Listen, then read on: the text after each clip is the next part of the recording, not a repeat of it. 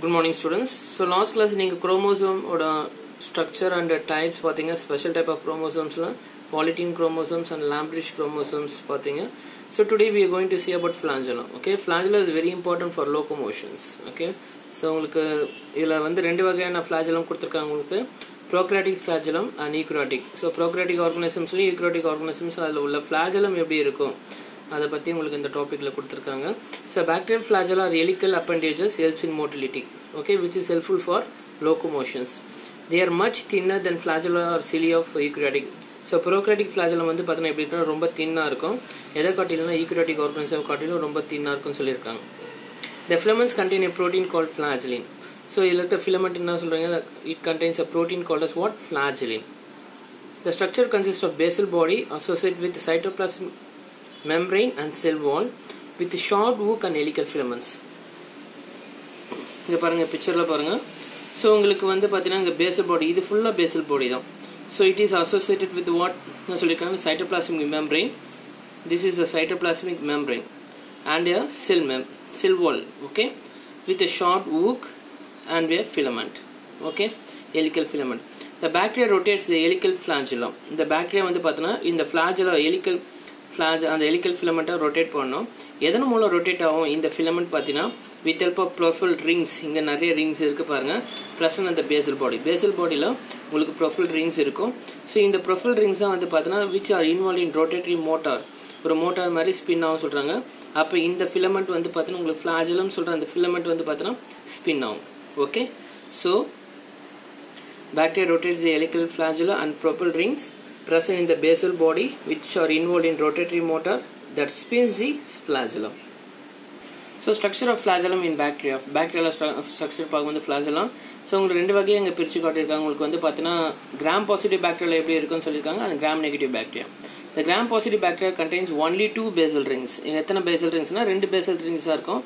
அதாவது S and M rings சொல்லிருக்காங்க. ரெண்டு rings தான் இருக்கும் சொல்றாங்க. S ring is attached to the inside of the peptidoglycan. S ring வந்து பார்த்தீனா எது கூடனா peptidoglycanல இன்சர்ட் ஆயிருக்கும் and M ring is attached to the cell membrane. Okay, S ring வந்து எது கூட attach ஆயிருக்குனா inside of peptidoglycan and M ring is attached to the cell membrane. எந்த பாக்டீரியால gram positive bacterium. For example, gram negative bacterium சொல்லும்போது two pairs of rings இருக்குன்னு சொல்றாங்க. ஒன்னு வந்து proximal and distal are connected by a central rod. It's connected by a central rod. So இப்போ இந்த டீடைலா பார்க்கலாம். They are L சொல்லும்போது பார்த்தீனா L ring சொல்லிருக்காங்க. இங்க பாருங்க இது L ring. இது L ring. It is a lipopolysaccharide ring. L ring is a lipopolysaccharide ring and P ring னு ஒன்னு கொடுத்திருக்காங்க. The P ring சொல்லும்போது பார்த்தா it is a peptidoglycan ring. Okay, it is what? Peptidoglycan ring. இது அங்க கொடுத்திருக்காங்க. இது வந்து P ring. And S சொல்லும்போது பார்த்தீனா உங்களுக்கு இங்க கொடுத்திருக்காங்க பாருங்க S ring. The S ring வந்து super membrane ring. And member M சொல்லும்போது membrane ring. இதெல்லாம் வந்து membranesல இருக்கு. செல் membraneல இருக்கிறதுனால இது super membrane மேல இருக்கிறதுனால M வந்து பார்த்தீனா membrane. So SM ring னு கொடுத்திருக்காங்க. So L it is a lipopolysaccharide ring and P is a peptidoglycan ring and super membrane ring சொல்லும்போது S and membrane ring சொல்லும்போது M. Okay, so இந்த rings வந்து பார்த்தீனா நான் ஏற்கனவே சொன்னேன் which is helpful for the rotatory motor that spins the flagellum. Okay, இது rotate ஆகும்போது இந்த flagellum வந்து spin ஆகும். So the outer L and P rings, these two outer L and P rings is attached to the cell wall. Attached to the what? Cell wall. And the inner S and M rings வந்து பார்த்தீங்கன்னா to the cell membrane. So L and P rings வந்து cell wall attached இருக்கு and S and M rings attached to the cell membrane. Okay, so இப்படி தான் gram negative bacteria இருக்கும். So எப்படி sir இதுல movement நடக்கும்? எப்படி தான் இந்த helical filament வந்து பார்த்தீங்கன்னா இந்த பாக்டீரியா வந்து பார்த்தீங்கன்னா இந்த ஸ்பின் ஆனதா உங்களுக்கு flagellum ஸ்பின் ஆனதா locomotions பாக்டீரியா வந்து மூவ் ஆகும்னு சொல்றீங்க. How it happens. So இதோட மெக்கானிசம் பார்க்கலாம். So flagellar movement வந்து மெக்கானிசம்ஸ் ரொம்ப இம்பார்ட்டன்ட். ஸோ சாதாரணமாக வந்து மூவ்மெண்ட் நடக்காது. proton motive force அப்படின்னு சொல்லியிருக்காங்க. In flagellar rotations only proton movements are involved. proton movements H+. Okay, proton movements are involved. அங்க எனர்ஜி தேவையில்ல. not ATP energy is not needed for the rotation of flagella. So protons flowing back into the cell. Okay, protons வந்து flowing back into the cell through the basal body. ஏற்கனவே சொன்ன basal body of the rings of each flagellum drives it to rotate. The protons வந்து பார்த்தீங்கன்னா அங்கே move ஆகும்போது செல்லில் move ஆகும்போது அங்கே பேசல் பாடியில் ரிங்ஸ் வந்து பார்த்தீங்கன்னா ஈச் ஃப்ளாஜலம் ட்ரை அந்த ரொட்டேட் ஆகும். These rings constitute the what? Rotatory motor. The proton motive force drives the flagellar motor. For the rotation of flagellum, the energy is derived from where? Proton gradients. ஏற்கனவே சொன்ன energy வந்து எங்கே கிடைக்கும்? Proton கிரேடியன்ட்லேருந்து தான் கிடைக்கும். அங்கே energy ஏடிபிலேருந்து drive ஆகுதுன்னு சொல்கிறாங்க. Across the plasma membrane generated by oxidative phosphorylations. Phosphorylation உங்களுக்கு ATP எனர்ஜி வந்து அங்கே கிரியேட் ஆகிருக்கு. ஓகே, phosphorylated சொல்லியிருக்காங்க. So in the bacterial flagellar motor is located in the plasma membrane, okay, where the oxidative phosphorylation takes place. அப்போ அங்கே phosphorylation நடக்குதுன்னு சொல்கிறாங்க. Therefore plasma membrane is a site, that means plasma membrane is a place of generation of what? Proton motive force. Due to this proton, okay, each flagellum drives and basal ring of the body drives to form the movement. Okay, அப்போ தான் உங்களுக்கு flagellar rotations நடக்கும்னு சொல்லியிருக்காங்க. இதான் உங்களுக்கு mechanism of flagellar movement proton motive ஃபோர்ஸ்னு கொடுத்துருக்காங்க. So proton is flowing back into the cell through the cell membrane and the movement of flagella takes place with help of rotative motor with rings. So eukaryotic flagellum எப்படி sir இருக்குன்னு பார்த்தீங்கன்னா it is also cell மோட்டிலிட்டின்னு கொடுத்துருக்காங்க. Structures சொல்லும்போது eukaryotic flagella enclosed by unit membrane இருக்கும். That is a plasma unit membrane. And it arises from a basal body. Okay, it arises from the basal body. First in the picture சொல்றதுக்கு முன்னாடி so இந்த picture பாருங்க. So it is a basal body. Okay, இங்க இருந்தா உங்களுக்கு வந்து பார்த்தனா the flagellum வந்து arise ஆயிருக்கு. ஓகேவா, the cilia or flagellum. இந்த cilia or flagellum ஓட கொடுத்திருக்காங்க. So இந்த flagellum ஓட உங்களுக்கு cross section அந்த கட் போர்ஷன்ல வந்து எப்படி இருக்கும்? ஓகே, இது பேசல் பாடி ஃபுல்லாக. பேசல் பாடியில் உங்களுக்கு தெரியும் ரோட்டரி மோட்டார் இருக்குது. That is spins L rings இருக்குது, எம் ரிங்ஸ் இருக்குது, எஸ் ரிங்ஸ் இருக்குது அண்ட் பி ரிங்ஸ் எல்லாமே இருக்குது. ஸோ இதில் வந்து உங்களுக்கு வந்து அந்த ஃபிலமெண்ட் வந்து பார்த்தீங்கன்னா ஃப்ளாஜெல்லர் ஃபிலமெண்ட் வந்து உங்களுக்கு அட்டாச்சாக இருக்குது. ஸோ இதோட ஃபிலமெண்ட் வந்து பார்த்தீங்கன்னா உங்களுக்கு அதாவது பேசல் பாடி வித் கைனடிசம் சொல்லியிருக்காங்க. அதை கைனடிசம் சொல்கிறாங்க. இந்த ஃபிலமெண்ட் வந்து உங்களுக்கு கட் பண்ணும்போது உங்களுக்கு அந்த போர்ஷன்ஸ் எப்படி இருக்குன்னு சொல்லிட்டு தான் உங்களுக்கு என்லார்ஜ் பண்ணி இதில் காட்டியிருக்காங்க. Okay, so enlarged portion of eukaryotic flagellum பாருங்க. The flagellum is occupied composed of outer 9 pairs. How many pairs? 9 pairs of microtubules. இதெல்லாம் வந்து microtubules. Okay, with 2 microtubules. எத்தனை microtubules னா 2 microtubules. Okay, எல்லாம் பேரா இருக்கு. சென்ட்ரல் வந்து பார்த்தீங்கன்னா 2 இருக்கு. அப்ப 9 plus 2. Outer 9 and center 2. So 9 plus 2 arrangement of microtubules which is present in the eukaryotic flagellum. The flagella are microtubules projections of the plasma membrane. Okay, projection to the either project பண்ணீங்கன்னா towards the plasma membrane.